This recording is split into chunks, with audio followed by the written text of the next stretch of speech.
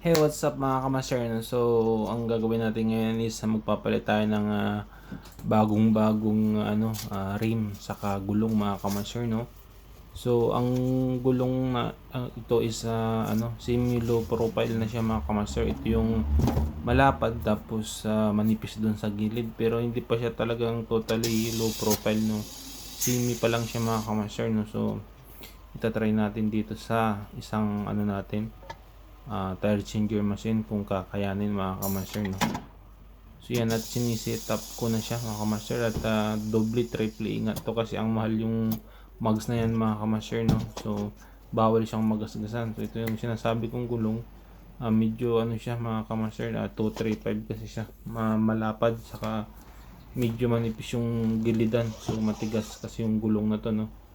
So kailangan doble ingat to mga kamaster. Kasi pag nagasgasan yung mags, ay nako po Rodi, mapapaganito ko, mapapanako po Rodi ka dyan. Mas mahal pa sa sahod ko yan. So yan mga ka-sure, no, at yan na, si is to believe kung papasok ba dyan yan. At mahirap kasing pilitin pag hindi papasok mga ka-sure, no, kasi baka masira, bago yung gulong, bago yung rim, nako po. Kaya yan, no, gumamit ako ng fly bar na may plastic na matigas para hindi siya magasgas talaga bago sungkitin mga kamaster. So yan, tinry ko muna ng isa at bumabalik siya mga kamaster, dalawa. So ko ng dalawa at hindi talaga kaya mga kamaster, no?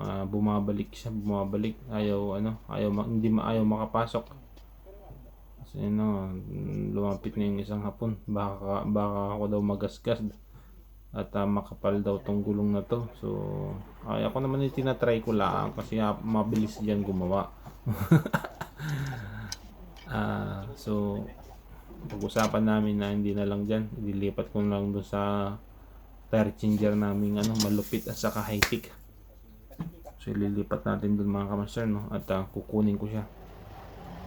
Papakita ko sa inyo yung malupit naming tire changer na kahit low profile yung gulong mo, kahit anong nipis, kahit anong laki, talaga dito naman is kayang kaya niya mga kamaster, no? Yung mga gulong ng kahit yung mga gulong ng Cadillac, yung mga malalapad na maninipis, low profile, dyan mga kamaster, no, hindi mo siya magagasgasan kasi napaka high tech na tire changer machine, no? Siguro mahal to. So ito yung gusto kong magkaroon sa Pilipinas mga kamaster kasi halos lahat ng gulong is kaya niyang palitan mga kamaster, no? You know, napaka high tech yan mga kamaster. May mga yan, may mga taga press yan, may mga taga hila yan, may mga taga diin yan mga kamaster, no? So ang gagawin mo lang dyan is mag-ooperate lang mga kamaster, no? You know, napakadali lang ginagawa ko doon, na hirap ako pero sa dyan hindi na ako. Tiyan, so yan, nakapasok na mga kamaster, oh. Pakalupit talaga nitong 13 years na to, no? Na-miss ako dito at lalaki ako at naka-operate ako ng ganitong 13 year machine, no? Yun, at hindi tumapat yung yung timing mark nung wheel balance na kulay yellow. So i-align ko din siya mga kamasher na gamit yan yung machine na yan. So pakalupit talaga yan mga kamasher kasi hindi kayang ikutin ng kamay kasi malapad siya, matigas yan. At nagtapat na nga mga kamasher, no? Pag nagpasok natin ng walang gasgas yung mags, walang